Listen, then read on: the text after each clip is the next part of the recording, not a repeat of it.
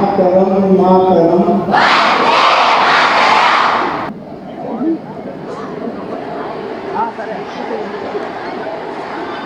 సభాధ్యక్షులు అంగరంగంగా ఇంటింటిపై ప్రోగ్రాముల దగ్గర కార్యక్రమ ఇన్ఛార్జ్ సోదరు హరీష్ గారికి అర్థమైంది. మొబైల్ ఏమన్నా భారతీయ జనతా పార్టీ అనంతపురం జిల్లా అధ్యక్షులు పెద్దలు సంగిరెడ్డి శ్రీనివాస్ గారికి, రాష్ట్ర యువ మోర్చా రథసారథి డైనమిక్ లీడర్ సోదరు మిట్రా వంశీ గారికి, మాజీ శాసనసభ్యులు పెద్దలు కాపు రామచంద్రారెడ్డి గారికి, సోదరులు సూర్యప్రకాష్ గారికి, ఐఎస్ గారికి, రాజశేఖర్ గారికి, లలిత్ కుమార్ గారికి, వెంకటేష్ గారికి, ముఖ్యంగా నా యువ మిత్రులు, ఈ దేశ రేపటి భవిష్యత్తు అనేక కళాశాలకు సంబంధించిన Shri Venkateswara nursing college, Sai nursing college, Nellore nursing college, August nursing college, court nursing college, KPT nursing college, Padmavathi nursing college, American nursing college, చివరిగా మాస్ నర్సింగ్ కాలేజ్, అదేవిధంగా ఎస్బీ వికాస్ ఇతర కళాశాలకు సంబంధించిన విద్యార్థి సోదరులందరూ కూడా ఈ దేశ 78వ స్వాతంత్ర దినోత్సవం సందర్భంగా శుభాకాంక్షలు, శుభాశిష్యులు.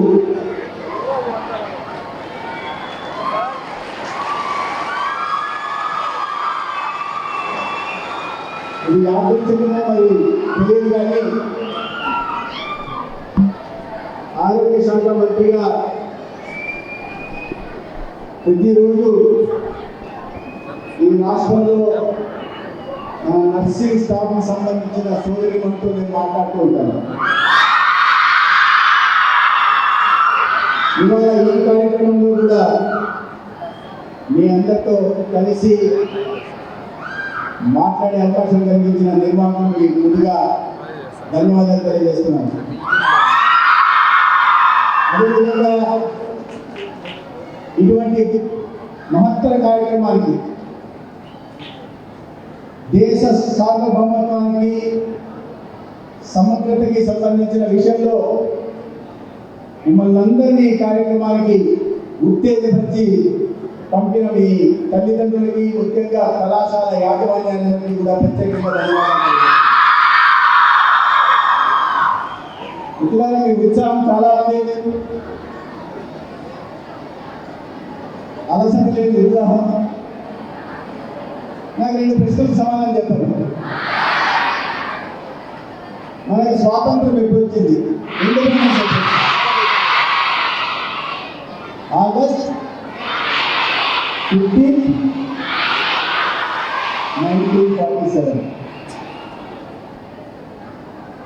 స్వాతంత్రం రావడం వల్ల మనకి కలిగిన ప్రయోజనం ఏంటి? India freedom, you want freedom. స్వేచ్ఛ జీవితంలో ఎంతవరకు అవసరం?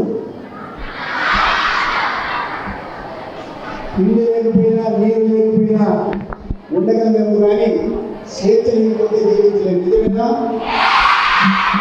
మనకు నచ్చినట్టుగా మనం ఉండాలి, మనకు నచ్చినట్టుగా మనం నడుచుకోవాలి, మనకు నచ్చినట్టుగా మన జీవితాన్ని తీర్చిదిద్దుకోవాలి, మనకు నచ్చినట్టుగా మన తల్లిదండ్రులకు నచ్చినట్టుగా ఈ దేశంలో ఒక బాధ్యతాయుతమైన పౌరులుగా మనల్ని మలుచుకోవాలి. అవునా? దానికోసం ఫ్రీడమ్ అవసరమా? మరి అటువంటి ఫ్రీడమ్ మనకి ఇచ్చిన మహనీయుల గురించి మనం గుర్తు చేసుకుంటుంటామా?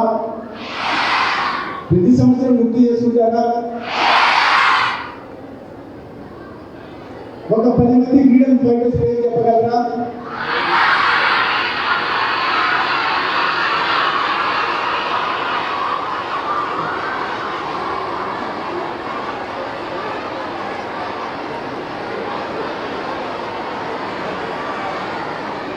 సరే, నేను కొన్ని ఫ్రీడమ్ ఫైటర్స్ పేరు చెప్తాను.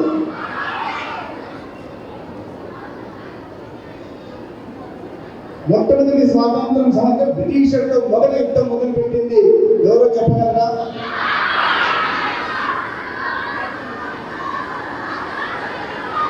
ఛత్రపతి శివాజీ. 17వ శతాబ్దంలోనే బ్రిటిష్ సామ్రాజ్యానికి వ్యతిరేకంగా గలమెత్తి వారికి బుద్ధి చెప్పేలాగా పోరాడు. తర్వాత మీ అందరిలాగే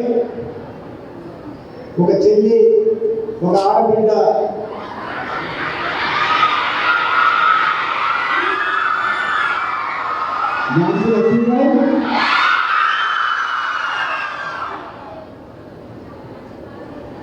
అలాగే మన తెలుగువాడు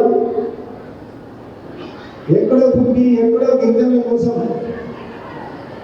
వాళ్ళ హక్కుల్ని కాపాడడం కోసం బ్రిటిష్ సామ్రాజ్యానికి ఎదురెత్తి నిలిచి కాలుస్తానా, ఈ గుడ్డ మీద కాల్చుకోండి, నా ప్రజల హక్కుల్ని కాపాడకుండా ఇక్కడి నుంచి నేను కదలన్నాడు. ఎవరు?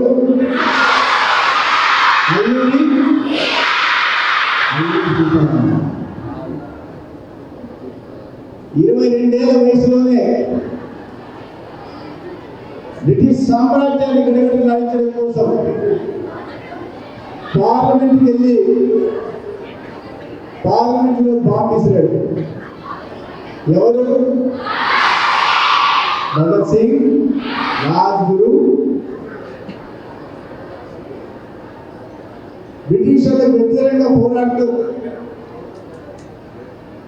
వాళ్ళ రైళ్లలో వాళ్ళు ఇంత సామాగ్రిని తరలిస్తుంటే దాన్ని కొల్లగట్టి బ్రిటిష్ సామ్రాజ్యాన్ని గడగడలాడించి వారికి వ్యతిరేకంగా పోరాడుతూ ఒక పార్కులో కొన్ని వందల మంది, వేల మంది బ్రిటిషర్లు సైనికులు చుట్టుకుంటే కూడా భయపడకుండా తన దగ్గర ఉన్న కొద్దిపాటి అమ్యునిషన్తో బ్రిటిషర్లను ఎదుర్కొని అదే పార్కులో ప్రాణాలు కోల్పోయాడు. ఎవరు? కాదు, చంద్రశేఖర్ ఆజాద్.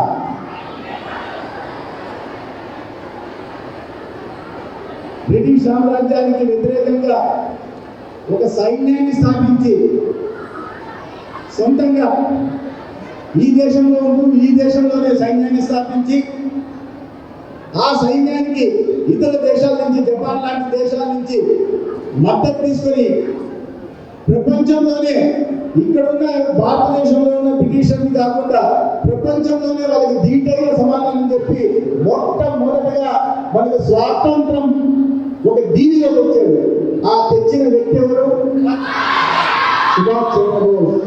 ఆ దీవి పేరేంటి?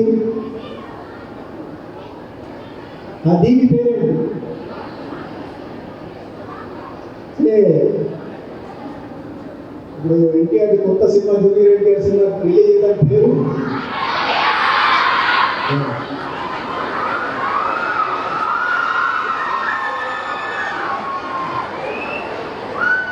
ఏ సినిమాలో?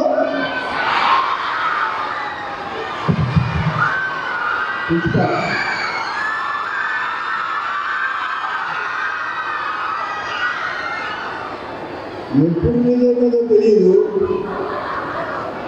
ఆ సినిమా పేరు మాత్రం అడ్వాన్స్ గా తెలుసుకున్నారు.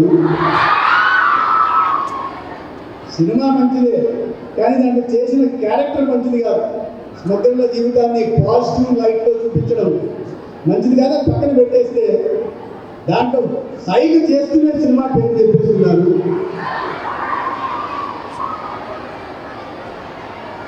తెలివితేటలు ఉన్నాయి, ఇంత అడ్వాన్స్గా ఉన్నారు మీరు. మరి మన దేశంలో మొదట భారతదేశానికి స్వాతంత్రం రావడానికి ముందు ఒక దీవిలో స్వాతంత్రం వచ్చింది. ఆ దీవి పేరు ఇంతమంది నా మిత్రులు చెప్పలేకపోతుంటే నాకు బాధగా ఉంది. ఆ దీవి పేరు అండమాన్ నికోబార్ దీవి.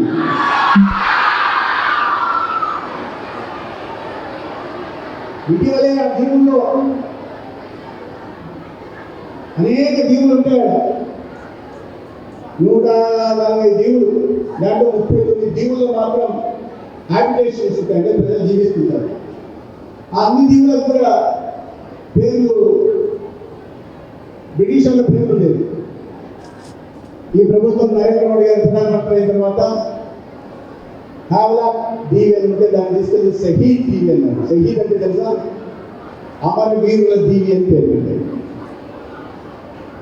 అనేక దీవులకి యుద్ధం సమయంలో ఈ దేశాన్ని కాపాడడం కోసం వాళ్ళ ఇంటిని వదిలి, కుటుంబాన్ని వదిలి, ఊరిని వదిలి 30 సెంటీగ్రేడ్ల -30 సెంటీగ్రేడ్ల ప్రతికూల పరిస్థితుల్లో ఇతర దేశాలతో మనం స్వేచ్ఛగా సురక్షితంగా ఉండడం కోసం ప్రాణాలు అర్పించిన పరమవీర చక్ర, శౌర్య చక్ర వాళ్ళ పేర్లని ఆ దీవునికి ఇటీవల పేర్లు పెట్టారు.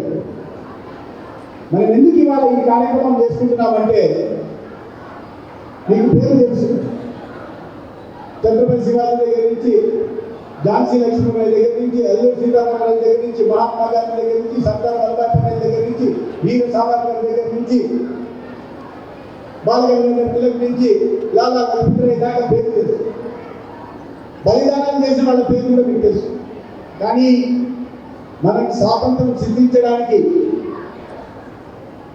ప్రాణం త్యాగం చేసిన వాళ్ళు కొన్ని వేల మంది ఉన్నారు. మనకు తెలిసిన పేరు కొన్ని మాత్రమే. ఆ పేరు తెలుసుకొని స్వాతంత్రం తెచ్చడంలో వాళ్ళు చాలా ముఖ్య భూమిక. కానీ అనేక మంది, వేల మంది, వాళ్ళందరినీ అన్సంగ్ హీరోస్ అన్నారు. దేశం కోసం ప్రాణత్యాగం చేశారు. మనందరికీ స్వాతంత్రం తేవడం కోసం, మనమందరం స్వేచ్ఛ వాయువు పీల్చడం కోసం వారు బలిదానాలు చేశారు. అటువంటి వాళ్ళని మనం మర్చిపోతున్నాం. చరిత్రలో మనం చదివిన కొన్ని పేర్లను గుర్తుపెట్టుకొని ఆ పేరే స్వాతంత్రం తెచ్చిన దాన్ని వాళ్ళు ప్రధాన ముఖ్యమైన కాదని మీరు చెప్పిన పేర్లను ముఖ్యమైన పేర్లు. కానీ అనేక వాళ్ళందరినీ స్మరించడం కోసం, వాళ్ళ త్యాగాన్ని గుర్తించడం కోసం మన దేశానికి ఏనాడైతే స్వాతంత్రం వచ్చిందో ఆ సందర్భంగా మనం ఉత్సవాలు చేసుకుంటాం, సంబరాలు చేసుకుంటాం. మన కోసం, మన కుటుంబాల కోసం ప్రాణత్యాగం చేసే వాళ్ళని స్మరించుకుంటాం, వాళ్ళకి ఘనమైన నివాళులు సమర్పించుకుంటాం. అది గుర్తు చేయడం కోసమే ఇవాళ ఈ కార్యక్రమం చేస్తున్నాం. మీరందరూ 21వ శతాబ్దంలో పుట్టిన వాళ్ళు, మీకు ఆ త్యాగాలు తెలియదు. మీరు ఏం కావాల్సిన ఫోన్ తీసుకుంటారు. మీరు అందరి దగ్గర ఫోన్ ఎంతమంది దగ్గర ఉంటారు? స్మార్ట్ ఫోన్ ఎంతమంది దగ్గర ఉంది? చేతులు ఎత్తండి, నిజంగా చెప్పండి.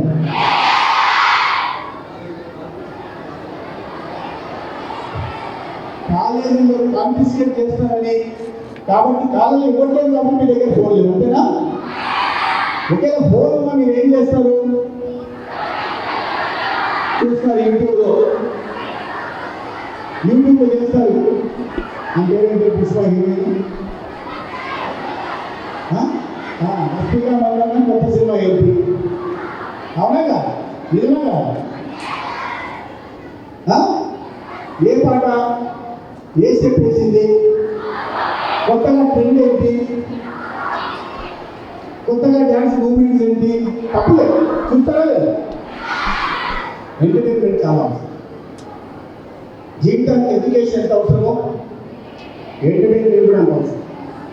కానీ ఎంటర్టైన్మెంట్ కోసమే మొత్తం మన జీవితం దాంట్లో అదొక భాగం మాత్రమే చేస్తున్నాం.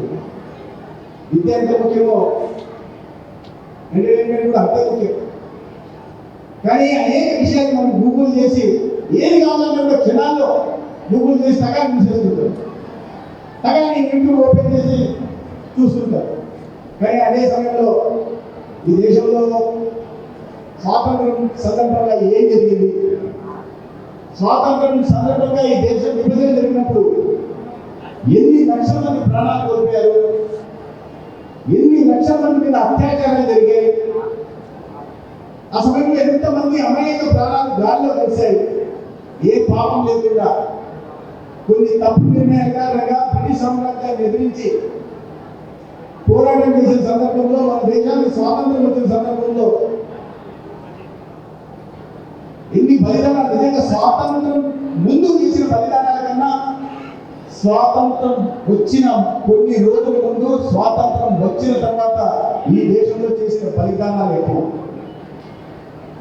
విక్రమ్ బాత్రా ఇలాగే కార్గిల్ యుద్ధం జరుగుతుంటే యుద్ధంలో ప్రాణాలు కోల్పోతాడు. అతనికి జ్వరం ఉంటుంది, వెళ్తుంటే వాళ్ళు చెప్తారు కదా, ఇంత జ్వరంలో నువ్వు -20 దీంట్లోకి వెళ్తున్నావు కదా ఎందుకు అని అడుగుతారు. యువకుడే 23 ఏళ్ళు. ఆ విక్రమ్ పాత్ర అంటాడు, నా జ్వరం ముఖ్యం కాదు, శత్రువులు నా దేశం మీదకి వస్తున్నారు, మేము ఇక్కడ కాపలా కాస్తున్నామని 140 కోట్ల మంది నా సోదరి వాళ్ళు గుండె మీద చేసుకుని నిశ్చింతగా నిద్రపోతున్నారు.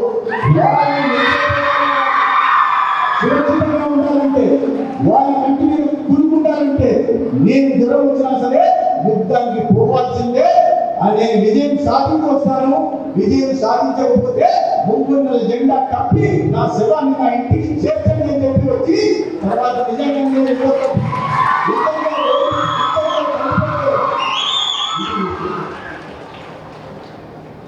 అటువంటి చరిత్ర కలిగిన యువకుడు అంటే ఎంత 23 ఏళ్ళ వయసు ఇంచుమించు మీకన్నా ఎప్పుడో జరిగింది. కానీ 1999లో జరిగిన కార్గిల్ యుద్ధంలో ప్రాణాలు కోల్పోయారు.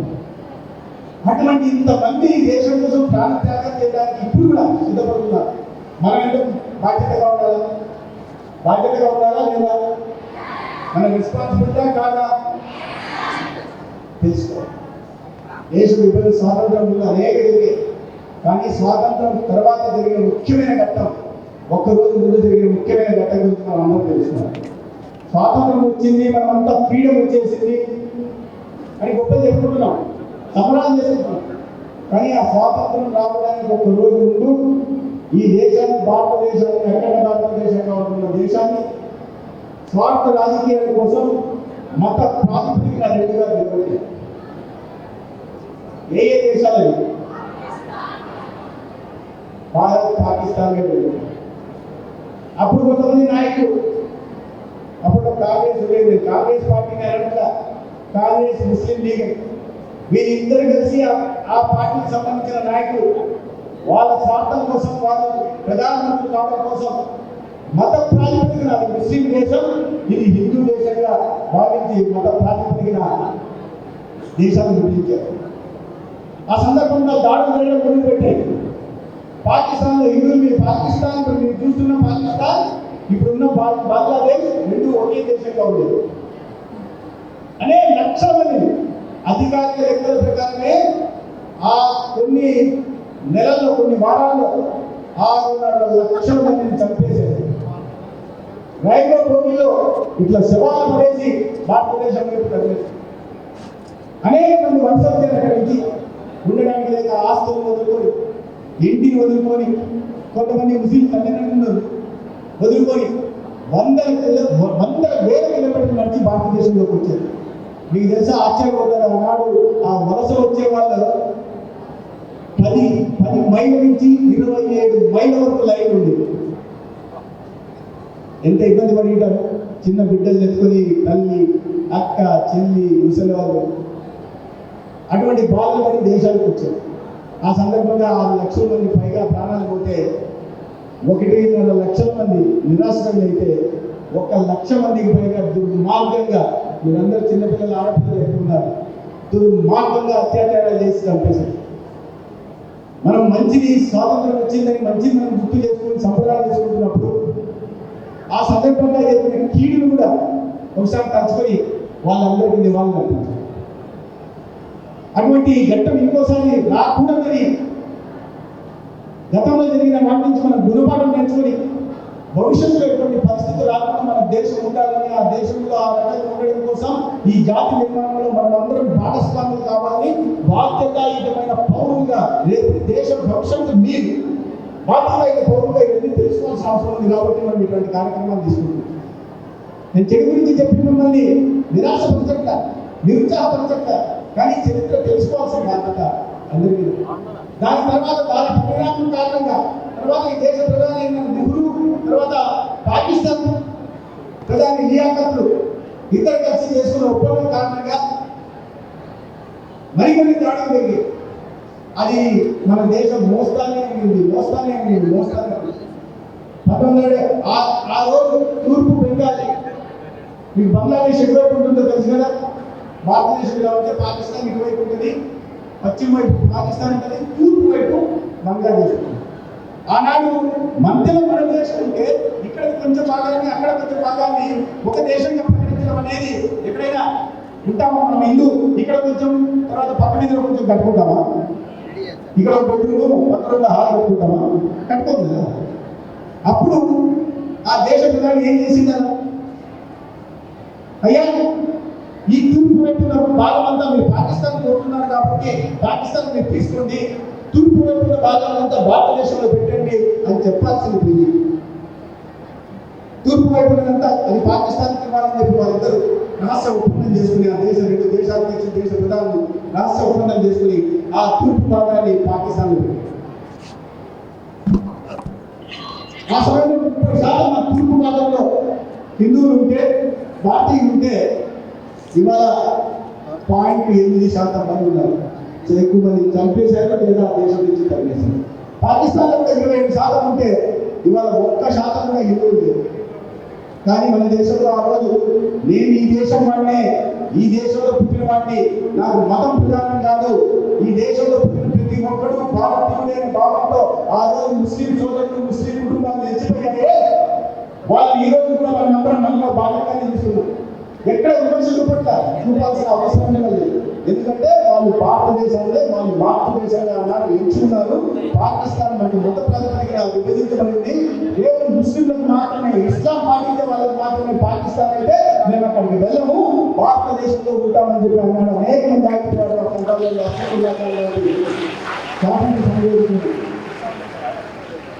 మతం ప్రాతిపదికన మనం ఇలా ఎంతగా మాట్లాడుతున్నాం సెక్యులరిజం గురించి. మరి సెక్యులరిజం గురించి మాట్లాడుతూ నిజంగానే మన దేశంలో సెక్యులరిజం ఉండేలాగా తర్వాత పాలన చేసుకుంటే మతం ప్రాతిపదికన దేశాన్ని, రిలీజియన్ బేసిస్ లో దేశాన్ని విభజించారు తెలుసుకోవాలి. ఆ ఏ స్వార్థ కారణాల కోసం విభజించారు. అక్కడ ఒక ఆయన ముస్లింకి సంబంధించిన పార్టీ ఆయన అధ్యక్షుడు ప్రధాని కావాలి, ఇక్కడ కాంగ్రెస్ పార్టీకి సంబంధించిన ఒక నాయకుడు ఇక్కడ ప్రధాని కావాలి. ఎవరు ఆ ప్రధాని తెలుసా మీకు? స్వాతంత్రం ఫస్ట్ ప్రధానమంత్రి ఎవరు? జవహర్లాల్ నెహ్రూ. చరిత్రలో మొత్తం స్వాతంత్రం తెచ్చిందంతా జవహర్లాల్ నెహ్రూ అంటే మనం చదువుతున్నాం, అవునా కాదు? ఏం చూసిన జవహర్లాల్ నెహ్రూ పేరుకుందా లేదా అంటే చరిత్రను గమనీకరించి నిజంగా ఈ దేశానికి కోసం త్యాగం చేసిన వాళ్ళని వదిలేసి ఒక కుటుంబాన్ని ప్రోత్సహించిన, రాజకీయాల గురించి మాట్లాడట్లా, ఒక కుటుంబాన్ని ప్రోత్సహించడం కోసం రాజకీయంగా కుటుంబం ప్రోత్సహించాల్సిన అవసరం లేదు. ఇదేమన్నా రాజకీయమా? మరి ప్రజాస్వామ్య దేశం కదా. అది నాటి డెమోక్రటిక్ కంట్రీ, వేరే డెమోక్రటిక్ నేషన్. ఈ దేశంలో ఒక కుటుంబానికి సంబంధించిన వాళ్ళ రాజ్యం వెళ్ళాలని ఎక్కడన్నా రాజ్యాంగంలో రాసుందా? కానీ అలా ఆలోచించేలాగా మీలాంటి లేత మనసుల్లో, లేత మెదడులో ఒక భావనను చూపించి వీళ్ళే స్వాతంత్రం తెచ్చారు, వీళ్ళ కారణంగానే భారతదేశం కూడా ఉంది అని కారణంగా అటువంటి ఆలోచన విధానం కారణంగా ఏదైతే బ్రిటిషర్లు మెకాలే విద్యా విధానాన్ని తీసుకొచ్చి మనలో ఒక బానిస మనస్తత్వాన్ని తీసుకొచ్చి ఉత్కృష్టమైన మన సంస్కృతి సాంప్రదాయాన్ని చంపివేసి ప్రయత్నం చేశారు. అంతే అన్యాయం ఈ దేశానికి స్వాతంత్రం వచ్చే మొదట్లో అధికారం చేపట్టిన పార్టీ కూడా చేసింది.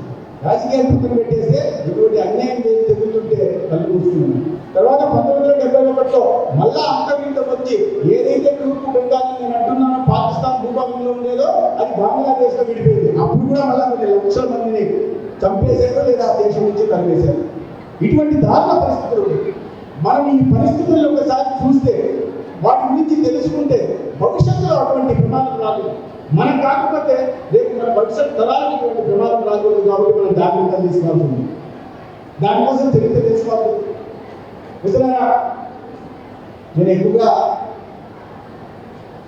మిమ్మల్ని ఇబ్బంది పెట్టదలుచుకోలేదు. నేను ఎక్కువ మాట్లాడితే ఆపేయండి. కాబట్టి చరిత్ర తెలుసుకోవాల్సి ఉంది, ఒక్కొక్కరు తెలుసుకోవాల్సి వస్తుంది. ఆనాడు జరిగిన కానీ దీని కారణంగా ఆర్టికల్ 370 అనే కాశ్మీర్లో తీసుకొస్తే రావాలి రాష్ట్రం లాగా కాశ్మీర్ ఎప్పుడు కావుతారండి. ప్రతిరోజు ఉగ్రవాద దాడులు జరిగేది. మన దేశంలో ఉగ్రవాదాన్ని టెర్రరిజాన్ని Pakistan uses to abet and encourage terrorism within our land. ప్రతిరోజు దాడులు జరిగేది. మీ అందరికీ తెలియదు విషయం. అందుకే చెప్తున్నా 21st century కిడ్స్ తెలియదు. మీరు చాలా చిన్నగా ఉన్నప్పుడు ఈ దేశంలో పరిస్థితులు మీ ఇంట్లో అడిగితే చెప్తారు. ప్రతిరోజు ఈ దేశంలో బాంబులు జరిగింది. ఎక్కడ చూసినా లక్నోలో, ఢిల్లీలో, బెంగళూరులో, ఇండియన్ ఇన్స్టిట్యూట్ ఆఫ్ సైన్సెస్లో, చెన్నైలో, హైదరాబాద్లో, లుంబిని పార్క్లో, గోకుల్ చాట్ దగ్గర బాంబు దాడులు జరిగితే కొన్ని వందల మంది చనిపోయారు. ఉగ్రవాద దాడులు ఎప్పుడు జరుగుతూ ఉన్నాయి. మీరు ఆశ్చర్యపోతారు. నలుగురు పాకిస్తాన్ నుంచి పడవలో బాంబేకి వచ్చి, నలుగురు పడవలో వచ్చి మొత్తం చెప్పింది అంటే బాంబే ర్యాన్సమ్ మొత్తం వాళ్ళు 376 మందిని ఒకేసారి బాంబేలో హోటల్లో చెరువుడి రాసి చంపేశారు. ఈ కసబ్ చూడండి చెప్తున్నాడు. ఆ రోజు దొరికిన వాడే కసబ్. ఆ చంపిన వాళ్ళని పాకిస్తాన్ నుంచి వచ్చినోడే కసబ్. ఈ రకంగా ఉగ్రవాదాన్ని మన దేశంలో ప్రోత్సహించేవారు. ఈ వాళ్ళ పరిస్థితులు మారిపోయింది. మీ గతంలో మీ పెద్దవాళ్ళు, మీ అమ్మ నాన్న, మీ తాత వాళ్ళని అడగండి. అవరాతాతని దేశంలో పేపర్ తీస్తే ఇక్కడ ఉగ్రవాద బాంబు దాడి జరిగింది, అక్కడ అటాక్ జరిగింది, ఇక్కడ మన సైనికులు చంపేశారు, అక్కడ మన సైనికులు చంపేశారు అనేది. టీవీ ఆన్ చేస్తే మన సైనికుల మీద దాడులు జరిగాయి, ఐఈడీ బాంబులు, ల్యాండ్ మైన్స్ పెట్టి చంపేశారు అనే వచ్చింది. ఇవాళ 10 సంవత్సరాల నుంచి ఈ దేశంలో ఎక్కడైనా ఉగ్రవాద దాడి జరిగిన వార్త ఏ పేపర్లో కానీ ఏ టీవీలో కానీ వచ్చే పరిస్థితి లేదు. అది ఇవాళ దేశానికి నాయకత్వం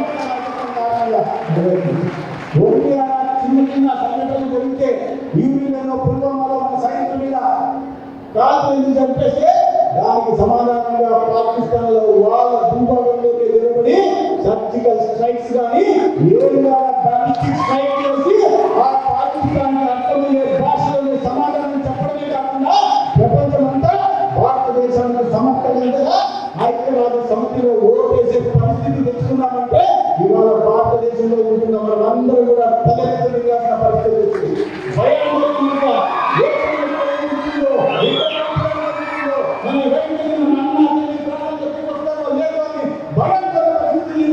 ఇవాళ భారతదేశం వైపు కన్నెత్తి చూడాలంటే భయపడే పరిస్థితి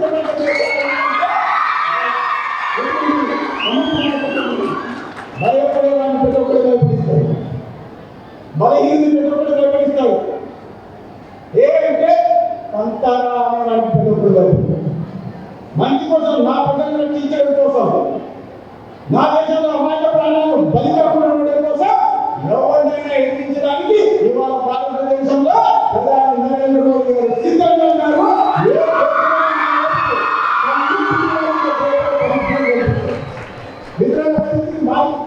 మీరంతా ఇప్పుడు అనేక అవకాశాలు వస్తున్నాయి. కానీ దేశభక్తి అనేది చాలు. దేశ సార్వభౌమానికి, సార్వజనిక ఇంటికి ఏ ఇబ్బంది వచ్చినా మన దేశంలో ప్రతి పౌరుడు, మీరైనా నేనైనా మన ఇంట్లో వాళ్ళైనా ఇది నా దేశం కోసం నేను సిద్ధంగా దేనికైనా బలిదానం ఇవ్వడానికి సిద్ధంగా ఉన్నారా? ఇది కేవలం సైనిక పనే కాదు. ఈ దేశంలో ఉన్న ప్రతి ఒక్కరికి అనంతపురంలో, నర్సింగాలయంలో జరుగుతున్న మనకి ఈ దేశం కోసం ప్రాణం అర్పించడానికి స్మరించుకోకపోతే, వాళ్ళకి నివాళులు అర్పించకపోతే మనం తప్పు చేశారు. వాళ్ళు మన కోసం మరణించారు. వాళ్ళు మనం గుర్తు చేసుకోకపోతే వాళ్ళని మళ్ళీ ఇంకొకసారి మనల్ని చంపేసినట్టు లెక్క అనే విషయాన్ని ఈ దేశం కోసం ప్రాణం త్యాగించిన ప్రతి ఒక్కరు అది మనం అంటాం. ఇవాళ దేశం పరిస్థితి చాలా మారింది.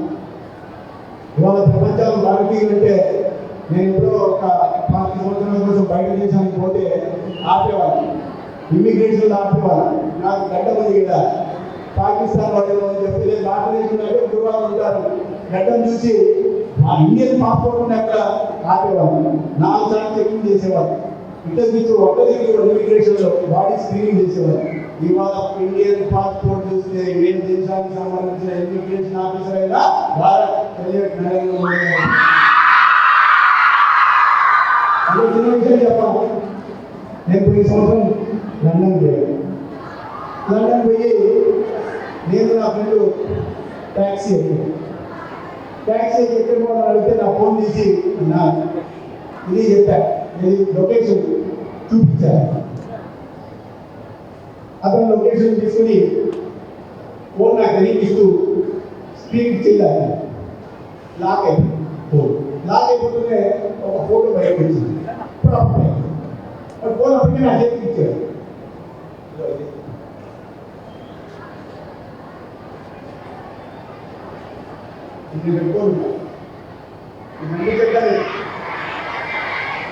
నరేంద్ర మోడీ గారు నేనున్నా ఆయన మధ్య కొట్టుకున్నారు, మాట్లాడుతున్నాను. చూస్తే అక్కడ మళ్ళా తిరిగి దీనికి ఫోన్ బ్యాక్ నేనంటే ఈడేదిరా చూడలేదాన్ని చెప్పారు. ఓకే అని నాకు వినిపించాడు. You want see location again అంటే I want see your phone again. ఏదైతే why do mean my phone boss? No mister Modi and your phone అన్నా. నేను అడుగుతున్నానని ఫోన్ ఇవ్వబోయాను. నా పక్కన ఫ్రెండ్ అన్నాడు, అన్న నేను ఐఫోను కాశీ ఫోను వాడు తీసుకొని పాల్పడ్డాడేమో, ఎందుకంటే మనం ఏం కాదు. నేనన్నా ధైర్యంగా తీసుకొని పారిపోతే ₹1,00,000 ఫోన్ కొంటూ వెళ్ళి వాడు 20 లక్షలు కాదు మనం ఇండియాకి పారిపోతాం.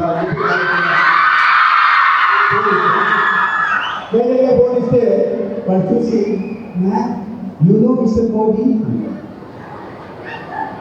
అంటే నేను బీజేపీ జాతీయ కార్యదర్శిగా మొత్తం దక్షిణ భారతం నుంచి నేను ఒక్కడే 10 మంది ఉంటారు నేషనల్ సెక్రటరీ. దాంట్లో నేను ఒక్కడే నేను చెప్తే ఈ డబ్బా కొట్టుకుంటారు అనుకుంటారని ఇప్పుడు ఉండేది అయితే ఉన్నారు మాట చెప్తాను అనుకుంటారని చెప్పి నేను తప్పని లేదా belong the party government party BJP అని వచ్చేసి Modi is a great leader. మళ్ళీ ఫోన్ చూసి యూ షుడ్ బి హ్యాండ్స్ అన్నారు. పార్టీలో మేము రెగ్యులర్ కలుసుకుంటాం, ఏం చెప్పాలో అంటే యా యూ కెన్ సీ అన్నారు. And you should hands of Modi. Modi is a global leader, and you should his hands. And he very easily leader. Modi is only lead that and ask me, man, give me your hand. You take it well. Man, you should hands of Modi. Modi is a great leader. Let me shake your hands and feel. Let me take your hands and feel the pleasure of shaking hands of Modi. దీంట్లో ఈ మాట నీతో తెలుసా? మనల్ని 200 సంవత్సరాల పాటు బానిసలుగా చూసి మన దేశాన్ని పాలించిన బ్రిటిష్ సామ్రాజ్యానికి సంబంధించిన పౌరుడు ఆ టాక్సీ డ్రైవర్ బీజేపీ కార్యకర్తగా నాకు గర్వంగా అనిపిస్తుంది. కానీ ఈ దేశ పౌరుడిగా కాలం వేస్తుంది. అంటే మన దేశాన్ని మన దేశ నాయకత్వాన్ని వాళ్ళ ప్రపంచం ఆ రకంగా గుర్తిస్తాం. అనేక కారణాలు ఈ ఊరికే రాలేదు. 10 సంవత్సరాలు అనేక రకాలైన కారణాలు. గతంలో మీకు ఎప్పుడు నేషనల్ హైవే పెద్ద నేషనల్ చిన్నపిల్లలు కాబట్టి మీకు తెలియదు. ఇంత పెద్ద ఎత్తున నేషనల్ హైవేలు ఉండేవి కాదు. మొత్తం దేశంలో అంతా 2 లేని నేషనల్ హైవేలు ఉంటే ఇవాళ 60,000 కిలోమీటర్ల 4 లేని హైవేలు దేశంలో అంతా నిర్మాణం అయినాయి. ఇంకా 56,000 కిలోమీటర్ల హైవేల నిర్మాణం అవుతుంది. హైవేలు వస్తే సంపత్తి పెరుగుతుంది, కనెక్టివిటీ పెరిగితే ఇన్వెస్ట్మెంట్ వస్తుంది, ఇండస్ట్రీ వస్తే మీలాంటి యువకులకి ఉద్యోగ అవకాశాలు వస్తాయి, ఎంప్లాయ్మెంట్ ఆపర్చునిటీస్ వస్తాయి. దానికోసం ఇన్ఫ్రాస్ట్రక్చర్ మీద ఇవాళ రైల్వేస్లో కానీ, ఎయిర్వేస్లో కానీ, వాటర్ వేస్లో కానీ, రోడ్ వేస్లో కానీ ఇండియా ఇవాళ ఎంత ప్రోగ్రెస్ సాధించిందంటే 10 సంవత్సరాల్లో మన దేశ సంపత్తి. అందుకనే ఎక్కడో 11వ స్థానంలో ఉంటున్న మనం ఆర్థిక శక్తిగా ఇవన్నీ 11th place. We were in the 11th place. Now, within a span of 5 years, we have come to 5th place, and we are the 5th largest economy in the world. మన టార్గెట్ 2030 నాటికి 3వ largest ఎకానమీగా కావాలి. 2047 నాటికి మనమైతే వికసిత భారత్ నిర్మించాలని సంకల్పం తీసుకున్నామో, స్వాతంత్రం నుంచి 100 సంవత్సరాలు పూర్తయ్యే నాటికి మనం 2వ స్థానానికి లేదంటే మొదటి స్థానానికి వెళ్ళి ఈ దేశంలో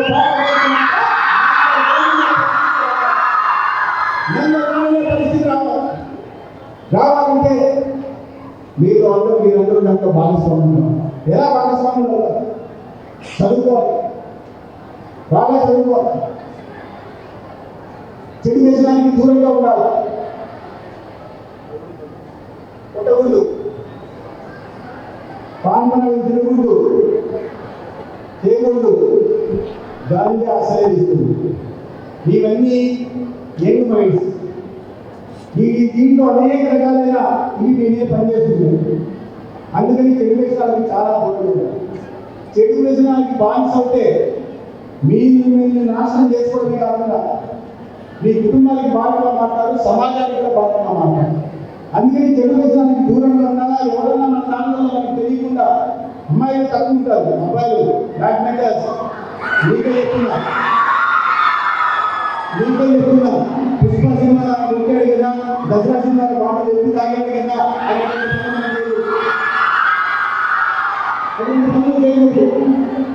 వ్యసనానికి దూరంగా ఉండాలా. ఈ వయసులో మన డిస్టర్బ్గా చదువు, మన చదువు తర్వాత మనకు వచ్చే అవకాశం ప్రభుత్వం అనేక రకాల అవకాశాలు.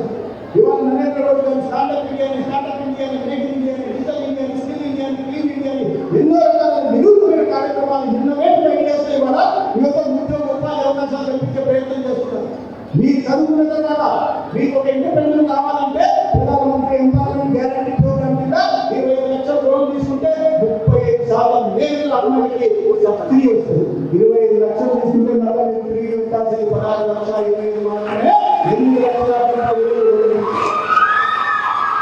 జెండా హర్ఘర్ తిరంగా అనే కార్యక్రమాన్ని ప్రతి ఒక్కరు కూడా జెండా ఎగరవేస్తామని చెప్పి మాట ఇచ్చినాం. ఇది మరొకసారి గుర్తు చేస్తూ మీరందరూ 15వ తారీఖు లోపల లేకపోతే 15వ తారీఖు కానీ ప్రతి ఇంటి పైన కూడా జాతీయ జెండాని ఎగరవేయాలని చెప్పి భారతీయ జనతా యువ మోర్చా అనంతపురం జిల్లా శాఖ తరఫున మరొకసారి విజ్ఞప్తి చేస్తూ ఈ యొక్క కార్యక్రమాన్ని తన భుజస్కంధాల మీద వేసుకొని ఈ 2 రోజుల పాటు విశేషంగా పనిచేసినటువంటి ఈ కార్యక్రమం జిల్లా ఇన్ఛార్జు, అదేవిధంగా రాష్ట్ర కార్యవర్గ సభ్యులు హరీష్ రెడ్డి గారికి, అదేవిధంగా భారతీయ జనతా యువ మోర్చా జిల్లా ప్రధాన కార్యదర్శులు సాయినాథ్ ఈ యొక్క కార్యక్రమంలో పాల్గొన్న అందరూ కూడా భారతీయ జనతా యువ మోర్చా మరొకసారి కృతజ్ఞతలు తెలియజేస్తుంది.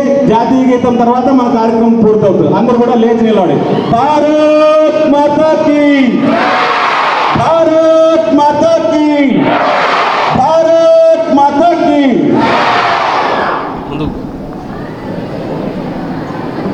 जनगण मन अधिनायक जय हे भारत भाग्य विधाता, पंजाब सिंध गुजरात मराठा द्राविड़ उत्कल गंगा, हिमाचल यमुना गंगा उज्जल जलधि तरंगा, तव शुभ नामे गाहे, तव शुभ आशीष